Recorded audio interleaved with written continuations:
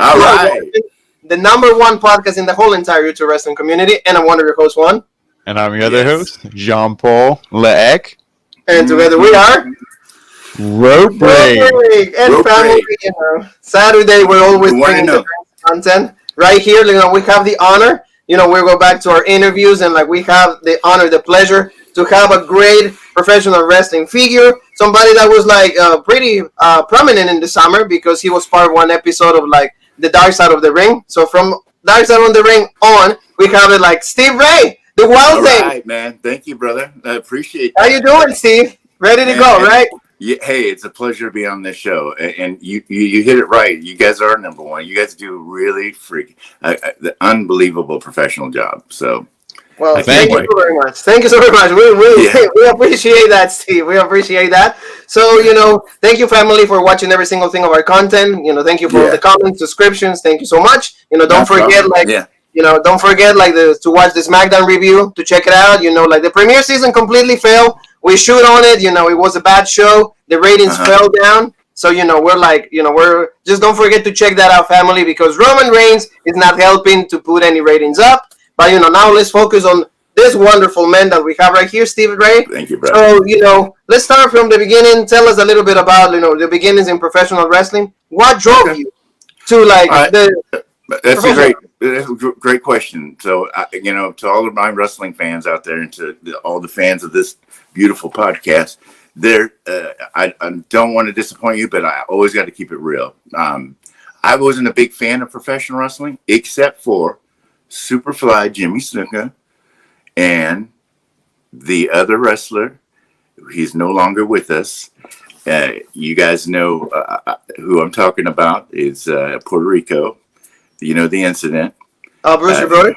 Yes. Bruiser Brody.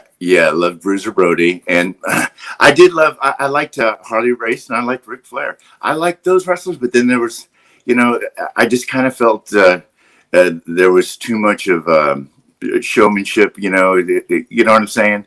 I didn't feel it until I saw Thunder Lips on Rocky 3. That changed everything for me, and that's what made me a big fan of professional wrestling. As a matter of fact, so I was working as a bodyguard for this company called ESS. Michael Jack was the head of the organization, and he had me on his A team. So I got to escort, you know, entertainers, you know, to and from, and it was, you know, it was great job. And I was 18 years old. And so I was asked to do Hulk Hogan. I didn't know who Hulk Hogan was. I knew who Thunder Lips was. And I just told him, no, I'm not going to do it. You know, I got to go play, ball. I was 2 weeks away from going to do football camp. And so he said, you're going to turn down Thunder Lips? And I said, oh, you didn't say Thunder Lips. And so that changed it all. So I got to have my first experience. So Hulk Hogan, when I was walking him to the ring, and I got to feel all that craziness that goes on with professional wrestling, and what even added more to it, I had all these kids coming up to me. You know, Vince McMahon said if I signed another autograph that I'd be gone. So I quit signing autographs, and Hogan had a good laugh with it. What happened is when I took that job, Hogan came in with a bunch of other celebrities, and when he did, I believe it was, if I'm correct, Mr. T was on that thing, which there has never been a celebrity, rock star, no matter what. I like them all, but not one that ever made me like feel I was in the presence of a god, you know. And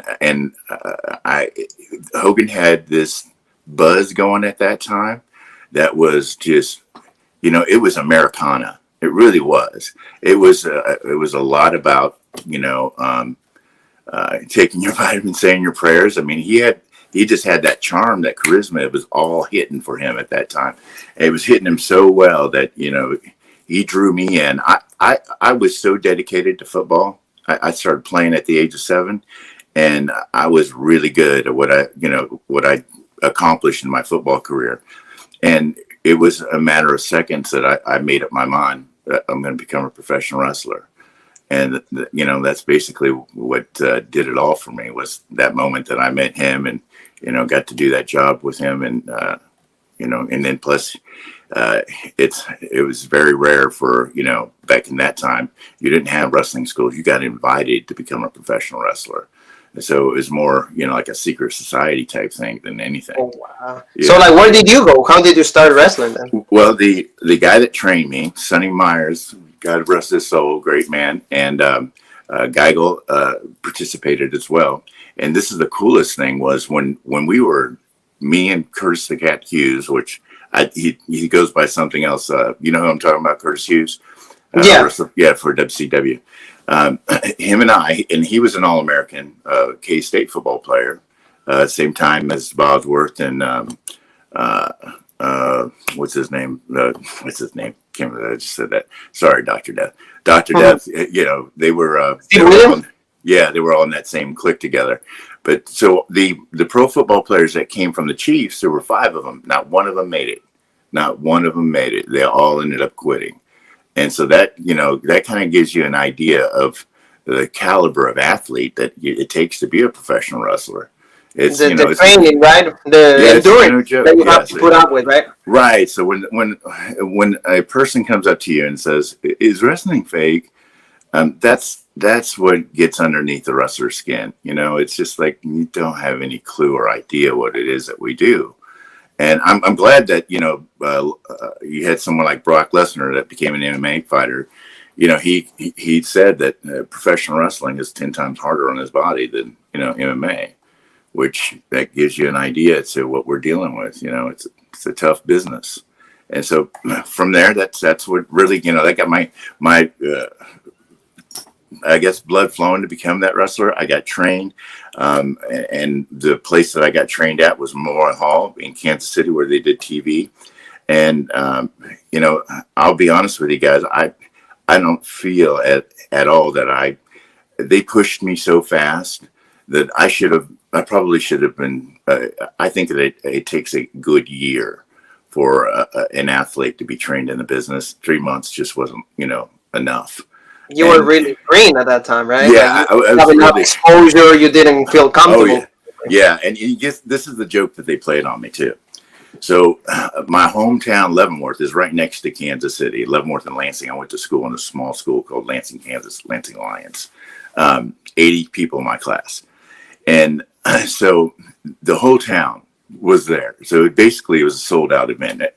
I say sold out, but very close. Okay. And the person that they're having me against is Dr. D. David Schultz. And, of course, I'm going, okay, well, is someone going to tell me what's going on, and nobody would say anything to me. And I pulled up, I worked a deal with wearing a T-shirt, and I don't understand why the other wrestlers couldn't figure this out. I'd wear a T-shirt on TV of a dealership, Ford man, that's Rusty Eck Ford, now Danny's Eck Ford. But and I'd rip that shirt off, and I'd get a limo ride to any of my matches, around the 4-state area. Couldn't beat that deal. But the heat that I got from the boys, and John Paul would know. Can you imagine the guy's first match, and he's pulling up in a limo, and you know what I'm saying? I walk in there like I owned the place. Harley Race was there too. I mean, Harley Race was, me as a youngster starting out. He was the best guy ever, because I couldn't imagine, my cockiness was. But if you know who DJ Dave Peterson, okay, great. God rest his soul. Is a great guy. Mike George, and Bulldog Bob Brown, and Rufus R. Jones, and the Batten Twins, and Rip Rogers. They were all there. It was a great joke on me. So I didn't know anything until we got out to the ring. We locked. I'm thinking, man, they're going to put me through a real fight here. So, I lock up and he says nothing. I lock up again and nothing said at all. And I'm going, oh God, So then he goes and he grabs my wrist and he says, "Loosen up, kid." And oh shit, thank God, thank God, But I have to say, guys, one of the things that happened to me in the business, really in my life in general, I didn't know how fortunate I was to be pushed like I was, to the point where, I had an undefeated record, going all the way up to wrestling an angle with Bulldog Bob Brown. And if you ever see Bulldog Bob Brown, the look that he has as a wrestler, he looks like a bulldog, and he had it all for the heel. He was the perfect image of that character, and we were tag team partners, so he was a good guy. And the angle that happened with that, he ended up hitting me in the head with his briefcase, which I have. And he busted me open the hard way because that's the only way I wanted it. I didn't say, well, I'm not going to do it any other way, but the hard way. Okay. So he did. And it brought my brother down to ringside, my older brother. He's like, and I have to look up at him and I go, no, don't say that, and because he was ready to jump in. And that was, that was kind of my start. I was a power lifter kid. I was, I guess you probably should know a little bit more about that. When I broke in that summer of my high school year, going into my freshman year of college, I became a big power lifter. And I have to own the guy that showed me this formula in powerlifting, the most amazing formula I've ever. I mean, he was spot on what he trained me, and it allowed me to be the teenage national, to have the record or the highest total for my weight class. So when I went in as at that time, I was known as Big Steve Ray. And I quickly realized, even at 315 pounds, at 6'2", I was not a big guy for the business, So the Big Steve Ray wasn't going to be selling tickets, nor was me holding up a sign saying how much I bench, squat, and deadlift. What was going to, you see what I'm saying? So that's where the character Wild thing, why I decided to make that transition. And losing that weight just felt good, man. I got down to 225, and that's more of a healthier weight. And what I asked myself was this question: what is it that I want the most out of being a professional wrestler? Girls. That's right. Money. Yeah. Money. Yeah. The travel, and to have a damn good time doing everything that I did. You know what I'm saying? And did you have it? Yes, I was, again, blessed. When I started seeing all the things that was written about Herb Abrams and what his life, at my age now, the things that I've seen in this world, the tragedies that families have to endure when it comes to drug addiction and, alcoholism and, all of that good stuff. He didn't deserve to get all of that, crap thrown at him like that. There was an absolute need that someone needed to go out and talk about what Herb Abrams did as a man, even if you wanted to look at him as a man under the influence of drugs. Unbelievable the stuff that he did all by himself, so most, I don't know what the business is like so much today, but back in my day, promoters always try to get over on you, and they always try to, stiff you on pay. So Herb wasn't unusual in that aspect because, you know what I'm saying? But I was lucky I got paid. And the guys that didn't, it's unfortunate. I don't agree with what Herb did with that. I wouldn't have never done that in the business world. But I'm always the guy that looks at the glass half full. I always want to contribute back to the business. I want to make the rice bowl bigger for people. I don't want to take. So, after that show, The Dark Side of the Ring, that's what woke me up to, I I need to memorialize what it is that I experienced, and I need to thank all the people who helped me get there. Because when I decided to get out of business, it was a choice of was I going to be a father, or was I going to be a rock star wrestler? And that was a hard decision. I mean, it was really hard to make, but the reason why I made that decision is because I grew up without, having my father around. This is during the time of Vietnam. And, it was just war. It sucks. It really tears families apart. It's a horrible thing. Yeah. Yeah. So, that was a promise I made to myself as a kid, and it was a very, very deep internal promise.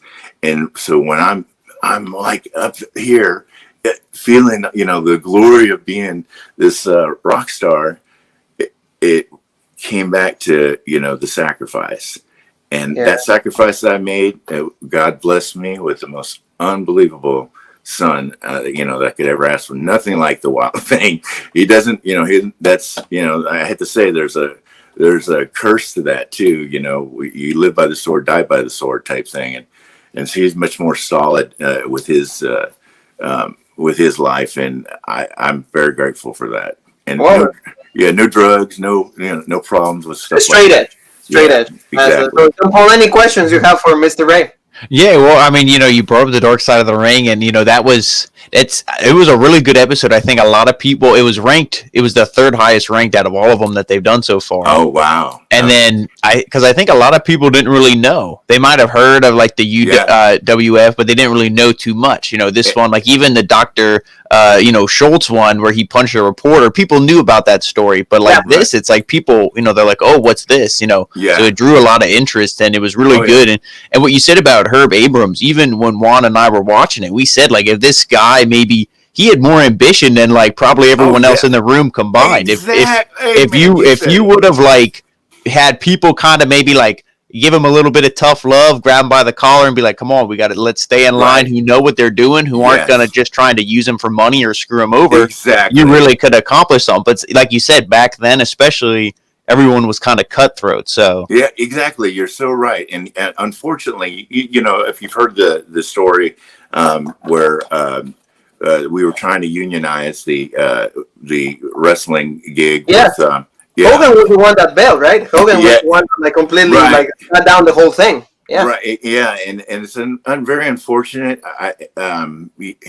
Without me trash talking anyone specifically, the thing, I'm a SAG actor too. I do like commercials and stuff. I haven't done one for a while, but so I learned all of the benefits of being, on SAG. And so then I started thinking, why isn't SAG covering professional wrestling?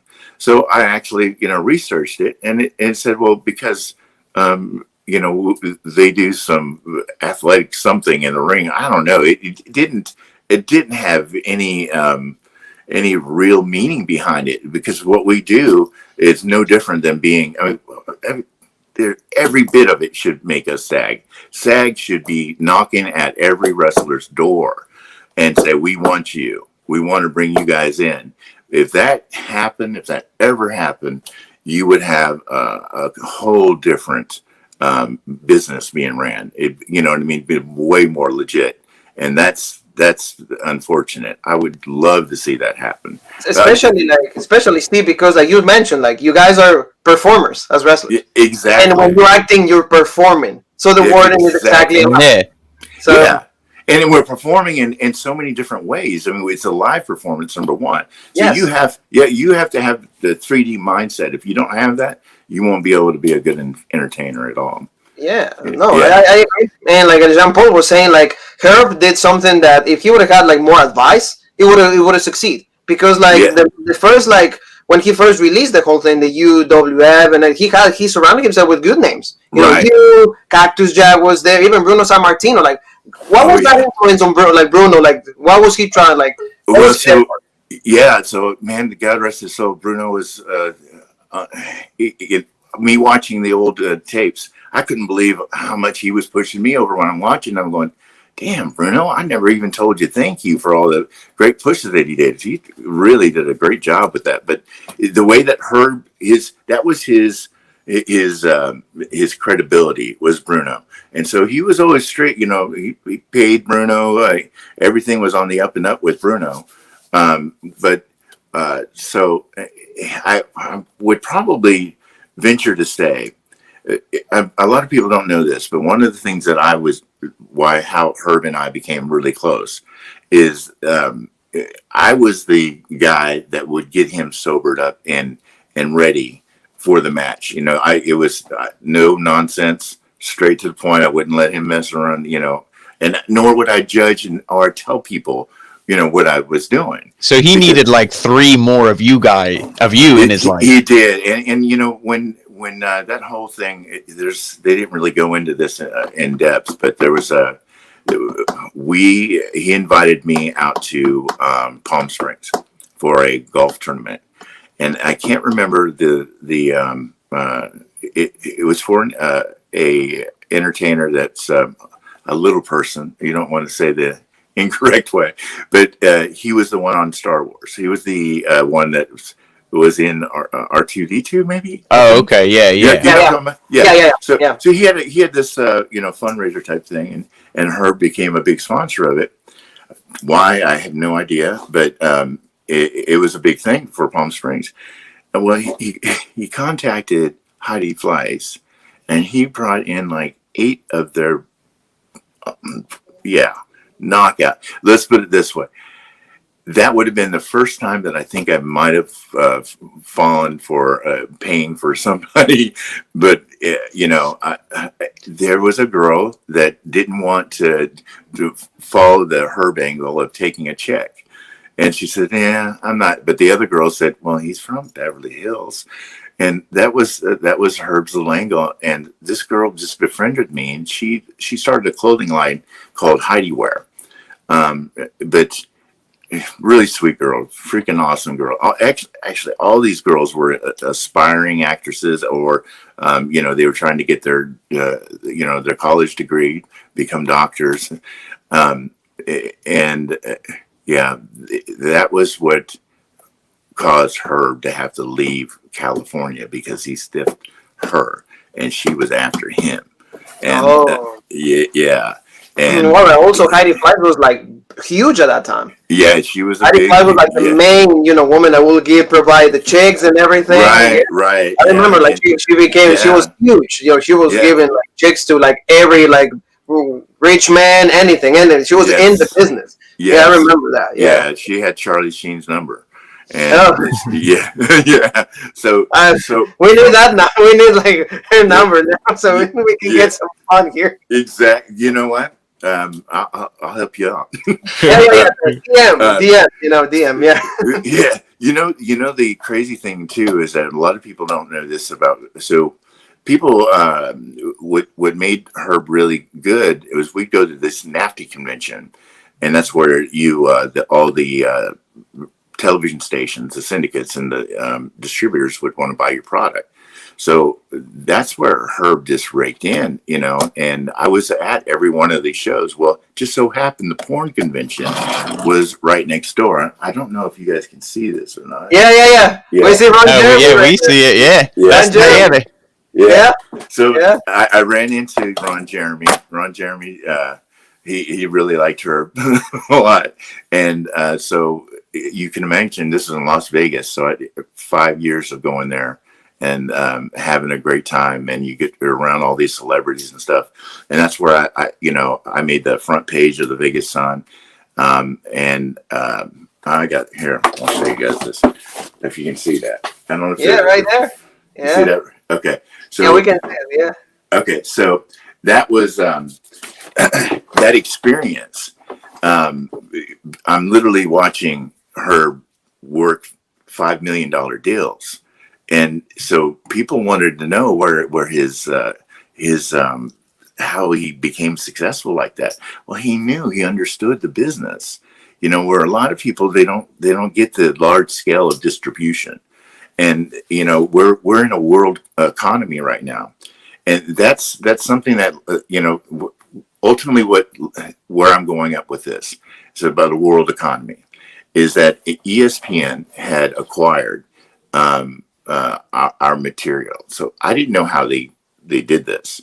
I didn't know how they got the footage, because Herb was supposed to pay royalties on anything he signed with me and actually my partner, Sunny Beach. And I didn't know that there was other wrestlers that had the same deal as me and Sunny.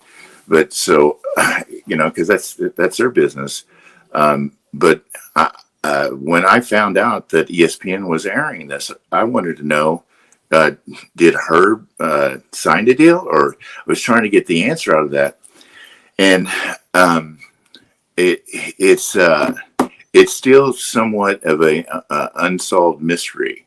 I have heard, so I can't substantiate this as a yeah. So, but I did hear that that the material was stolen and it was sold to ESPN. So, if ESPN acquired this material from the UWF and they aired it without, my yeah, exactly. So the way that I had an attorney actually address this with ESPN, and the way he went about it, it wasn't the way that I would understand what I'm saying. So he went about it in a different way. If you look, just Google ESPN against, it's a Hollywood Insider that wrote the article against the Wild Thing Stevie Ray. And when you read the article, it looks like it's me against Vince McMahon, and you know what I mean. And what the hell is Vince doing in this deal? I didn't, want any of that. Well, from what I understand, this lawsuit I won this lawsuit because it would have made case law, and it would make every athlete that like, let's say Brian Bosworth stuff. If they aired that, they would have to pay him. All of the old, tapings, they would have to get paid. And so that's what they didn't want to have happen. Well, so this thing was going to be much bigger than I could ever even imagine. But when my attorney was dealing with this, he said, well, the very first case, we're going to go ahead and, just accept a loss to it. It's not what we want. We want a jury. A trial by jury, because they'll understand exactly what it is that you're going with. Trial by judge, good chance the judge gets paid off, Yeah. And so he said that let's go about it that way. And I said, okay, sounds great. We had a plan. Well, he disappeared for over 3 years on me. And I literally thought that, I'm like going, God, man, an attorney not returning calls. And then he reappeared. It's 3 years and some odd months. And so his attitude kind of like changed. And, I'm questioning, did you get paid off? Did you get threatened? I mean, what's going on here? Because you have a whole different attitude now towards this. So I would love to see this actually brought out, for the purpose of, if Disney aired that, then they owe us, or owe me and my partner at least. The other guys, and Herb would, he definitely would agree to, yes, that was an agreement that we made.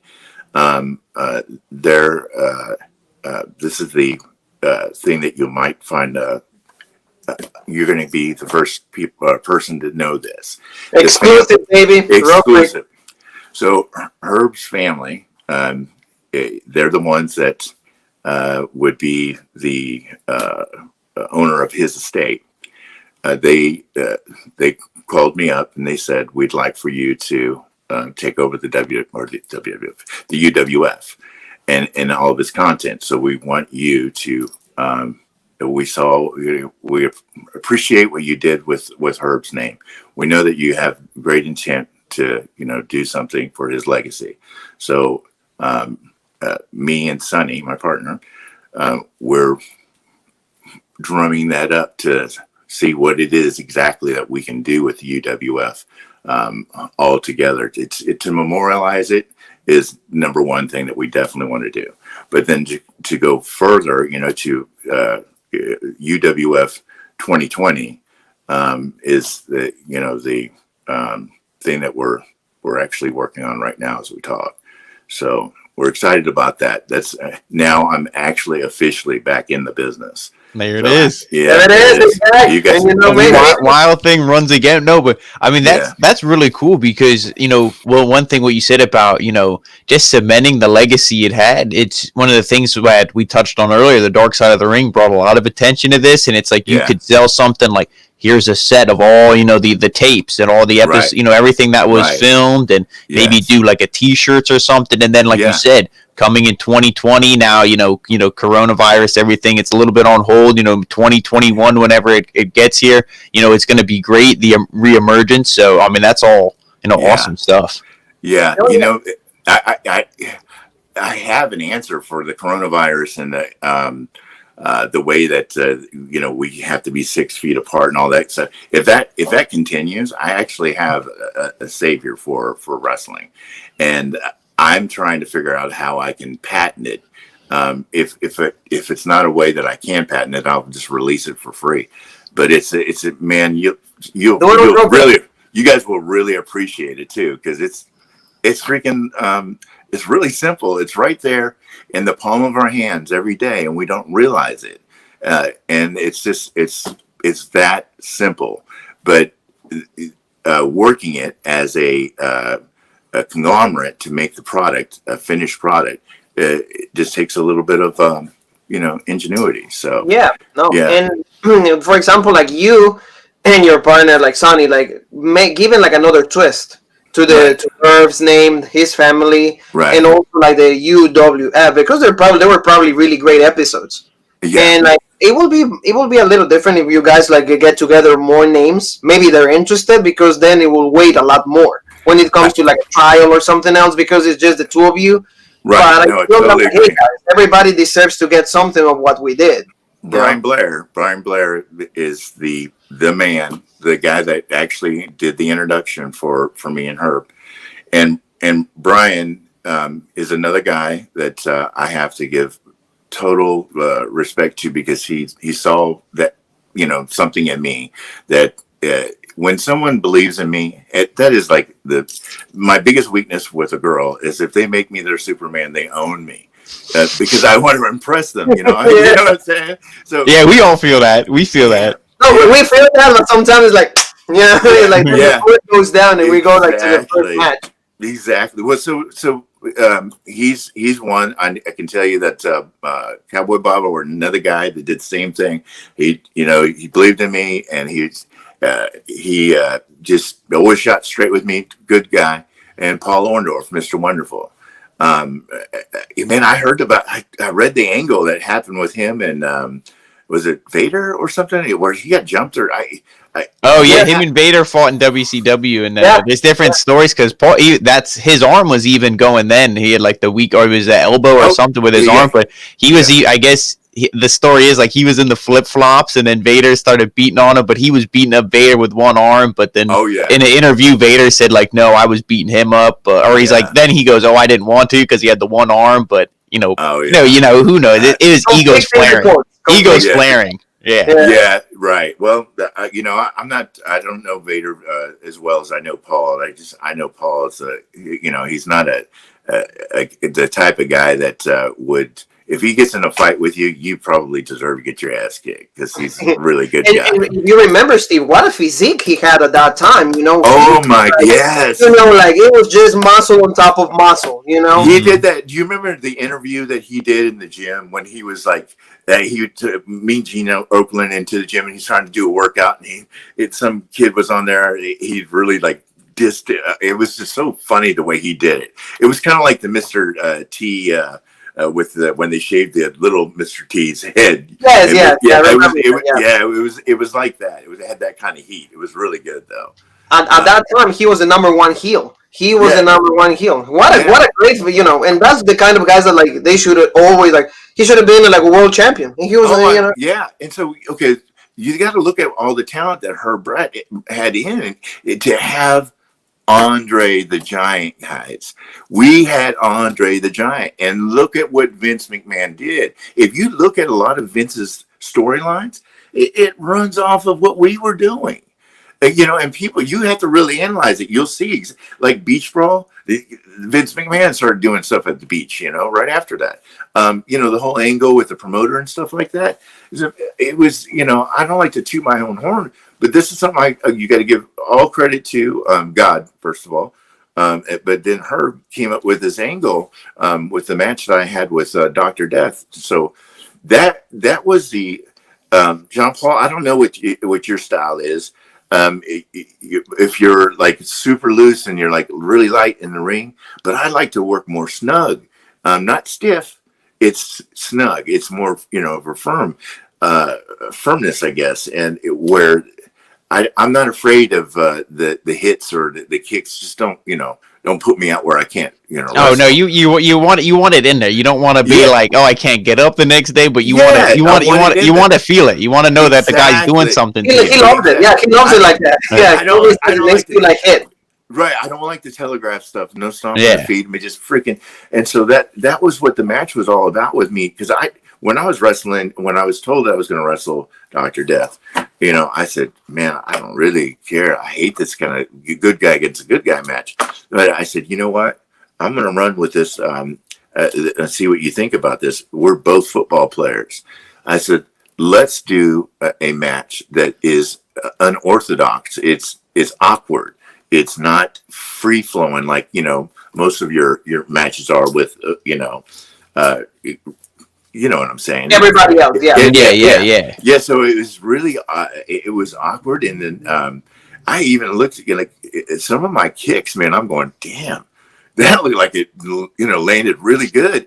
But my God, when he ran my back into the pole, I'm going, I survived that, but it was all, when I walked back into the locker room, guys, it's total silence. Nobody would talk to me, and they all thought that we really got into this freaking fight, and I had my nose broken. I didn't even have a broken nose. I had a scraped nose. And so this is where I got to give all credit to Herb Abrams. He came into the ring unannounced, and he whispered in my ear, he said, take a swing at me. And so I did. And, he ran outside the ring. And he told everybody that he paid Dr. Death $100 to break my nose. Well, first of all, Dr. Death would probably say $1,000. I don't know why he said the $100. But so anyway, everyone bought into it because they said that I slept with his wife. Now, here's the interesting part of the story. Okay, so when I was, her picked me up to do hard copy. And it was all about the conflict that was going on with Vince McMahon and the steroid thing. The trial. Yeah, so that's what the show was all about on hard copy. So he flies me, picks me up. Everything's great. I love going to Beverly Hills. He gives me a car, or I can go to Venice and go work out. It's kind of like a vacation for me. And so, he drops me off. He says, I'll be right back. His wife's there. I get the car, go to the gym, work out, and then I come back and no Herb. And I said, well, where's Herb? And she goes, I don't know. He hasn't called you? No. And so this went on for 4 days. No Herb. And the last day when he came in, came back, I guess she wanted to, I don't know. I think that she wanted to somehow mess with his head, because she basically said, she said, well, I don't know if she said that I slept with her or that I tried to sleep with her. It wouldn't have been I tried to sleep with her, because that my style's never been that way. It's always been the girl making the advance on me, and then you were face. Yeah, you're always right. face. Yeah, always baby face. Exactly. You were not healing him. Yeah, you were not healing. Right. And so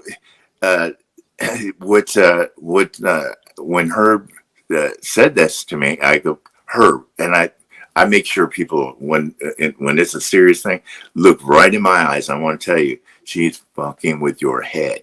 She's trying to, and I said, you need to make sure that you and I are clear on this, because that's BS. And let's bring her in the room if you want. He didn't want to bring her in the room and, embarrass her and stuff like that. So he goes, no, I believe you. And he ended up buying me. He says, I'm going to buy you something. I really feel bad, about what happened.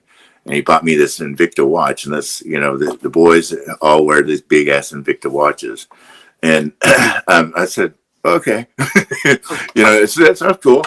So, so there was this thing, that was going on, but at the time, nobody even knew about that story. It's just me and Herb, so I'm going, damn, man, you really kind of put a shoot twist, type thing in it. Well, get this. So I lost this match, right? I lost it. And, the handshake part, that just kind of put icing on the cake. That just kind of was a, ad lib type thing. But it was, we're both good guys. We're athletes. We're athletes, and that's our mannerism. That's the way that we're supposed to be. So within like a week's time, I shot up to being like the 6th most popular wrestler in this magazine in the world with all the athletes. So I was next to Macho Man. I was next to Hulk Hogan, Sting, all these top guys. So this is the threat you have to understand. Herb Abrams took a no-name wrestler, basically, that's me, and he made me into the 6th most popular wrestler in the world. He had all the WrestleMania 3 talent there in his stable, and that was what he put in Vince McMahon's face. Yeah, it's that. And if you think about that in itself, because really that was it. I would have never got that. Well, maybe the match would have got me there, but that angle that he put, the little twist that he put into that, it really came across in a good way. Nobody wants to be known to sleep with, to be the one that slept with someone's wife. I didn't like it. I didn't want to do it, but he persisted, that we're going to use that angle. And I said, okay, that's fine. You're the boss. But he nailed that one. He nailed that one across the freaking We could easily say, right, Steve and Jean Paul, that like Herb was ahead of his time. Really ahead of his time. Yeah. It was more advised, maybe 2-3 people surrounded. And what you said too, like with the WWF at the time copying things, it makes sense because we say it all the time. It's like if somebody can put out the most legit product, but if they don't have the exposure, they're not going to blow up and be as successful. But he sees this. Oh, okay. Let me just copy this. His exposure was much broader. And then when he takes it, then it's like he can be like, "Oh, look what I did," and it's like you're not. We were doing that months ago. Oh yeah, like it's always been like in the case of you guys with the UWF, ACW is the same thing. WCW, whatever works. Oh yeah, let's redo it and let's put a twist on it, and then let's say, "Oh yeah, it's our thing," WWE, it works for them. Yeah, and are you guys familiar with the CEO? I don't know if he's still the CEO right now. But he was a West Point graduate with the WWE. Are you? No, I think he's not there anymore. He's another person. Yes. Okay. So what's fascinating about that? Okay, when I got out of wrestling, I started my own businesses that were successful. I'll jump into that later. But I ended up becoming a contractor for Northrop Grumman and Booz Allen Hamilton. I was given a security clearance for our United States government. And the training that I received with them, which is fascinating, is I learned how to become I didn't learn. I taught them scenario development. And scenario development is where you write scripts for warfare. You basically write all the what happens ifs. If you're here, you have to think of every possibility that can happen. So how we win wars, how we're successful, practice makes perfect. So we go and we simulate, what it is that we're going into. So let's say we're going to invade into Kabul. So they have the whole map out, cobbled situation, exactly where they're going to land, how they're going to do it, and so you start simulating from that aspect. And these are called warfighter events that are done all over the world with all of our allies. So I go over to Korea or Japan or maybe Fort Bragg, and I set up the suite, and I do the technical and the functional part of it as well. So I learned all of this, with being a contractor for this, company. So my mindset on how to develop a product is I wish, guys, if I find the right people as far as money wise, I can throw some stuff at you that'll blow your minds. We're going to hold you to it. Why we're waiting? But it takes a team, it takes a team. Oh, definitely. Get us a team, and then we're ready for it. Yeah. I can't do it. I can't do it on my own, but I just need the support. And all of the people out there that are wanting to be involved in the business, start right here. Start with this network, start with what it is that you guys are doing, and let's just do it. Let's just do it. Let's make it happen. Oh yeah, no, we're here for you. You know that. Yeah. Well, let's be here for the idea. Yeah. Thank you for being here for me. I really appreciate it. But it's all about the idea. I mean, it's about what it is. Yeah. Especially because you're a wrestler, so scenario development. Why? Because you're creating a story. Why will you do this to me? What will happen if you will this? Or hey, let's do a scenario. I kill you over here, and then that's the consequence. And all. Yes. So for you, it's probably really easy to learn it, master it, and put it in a bigger scenario, amplify. Yeah. Yes, absolutely. Well, and it's what they called it. It's fascinating. They call it while in theater. It's the warfare is theater to them. Yeah. Which they changed the whole wording and all of that. It was never known as theater. You ever notice that now they call them actors too? On the news when it's let's say a shooting somewhere, they'll start calling them actors. So it's fascinating how even with if you look at our news and you analyze it, really, you'll see nothing but professional wrestling in it now. I mean, I'm pulling we're not. Yes. Everything we do and say is evolving professional wrestling. Exactly. And the same with our politicians. Politicians are freaking professional wrestlers. Yes. Yeah, all they do is cut promos on each other. Yeah, exactly. It's promo work. Yeah. Man, so that's gimmick infringement, right? So we And see, one thing, for example, you can reassure the idea. We always say that people don't really understand the impact of professional wrestling in everyday life. Yeah. Yeah, and my success, I worked my way up to be a senior military advisor. That was and I had no military experience, and I had no college degree. Well, I had an associate, but I didn't have the master's that you're supposed to have. I also got invited to what's called a master gunner's course. So that's only given to sergeant majors and full bird colonels and above. Unless it's you're a contractor too, but it was unheard of that a contractor that didn't have military experience nor had a at least a bachelor's degree got that type of training. So I'm very, again, God bless. Thank you so much for giving me that type of training that I was able to experience all that. But that is what I'm bringing to the table, and that's what I can't. I just want to, guys. I just want to give. I just turned in. I'm in my 50s now. I'm 53, and I just want to give back. I want to give back, and I want to give back, and I want to give back. No more taking. It's not about me anymore. It's about giving back to everybody else.